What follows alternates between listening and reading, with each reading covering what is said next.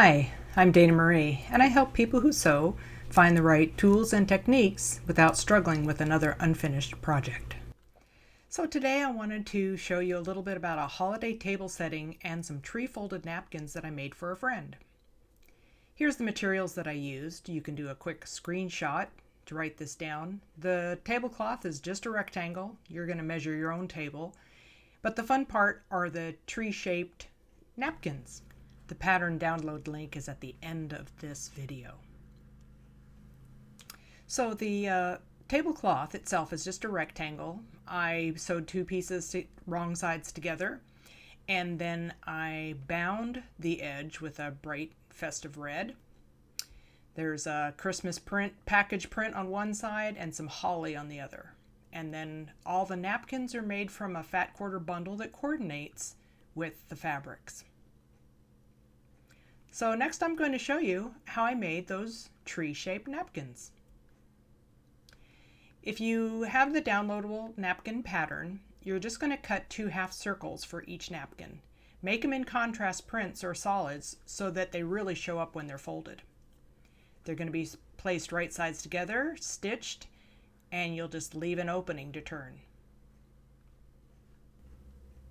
Here's what that pattern looks like.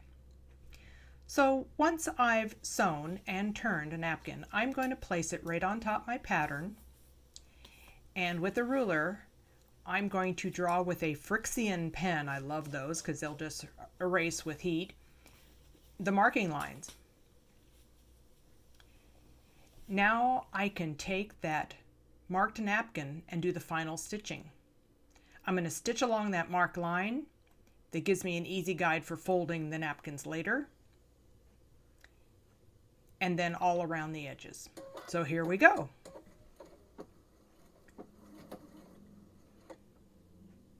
Lock your stitches, and then I'm just going to sew right down that marked line. Now remember, I used a Frixion pen, so once I'm done and I press these, that's just going to disappear.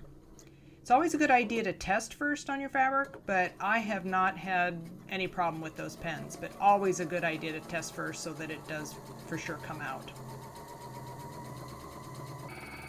Let's just speed up. Don't you wish you could just really sew like this fast and have projects done in lickety-split time?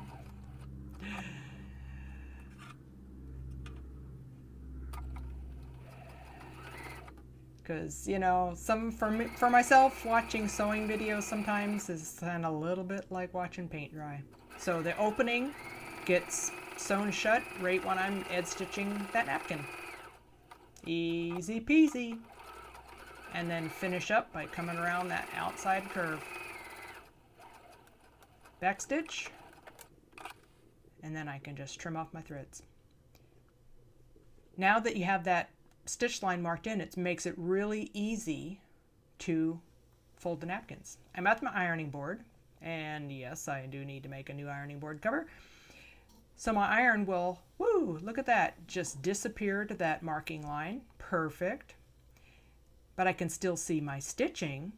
So the first thing I'm going to do is fold on that stitched line. And that's, I think, is the trick on these. You probably might have seen these tree folded napkins before, but they were kind of like, well, how do I fold them back up? So when you have that stitched line in there, it makes it really easy to, once they're washed, you know. Yes, a lovely ironing board cover. Isn't that cute? So remember, when you have a directional print, that what starts on the bottom becomes the top. So if you do a little pre-planning, so you can see my print, I have this obviously directional print. I make sure he's on the bottom. So when I do that first little pleat with my stitching line, then I'm just going to flip him over and continue to fold and press my napkin. And now that print that is a directional print becomes right side up. I hope you enjoyed this little video. Thank you.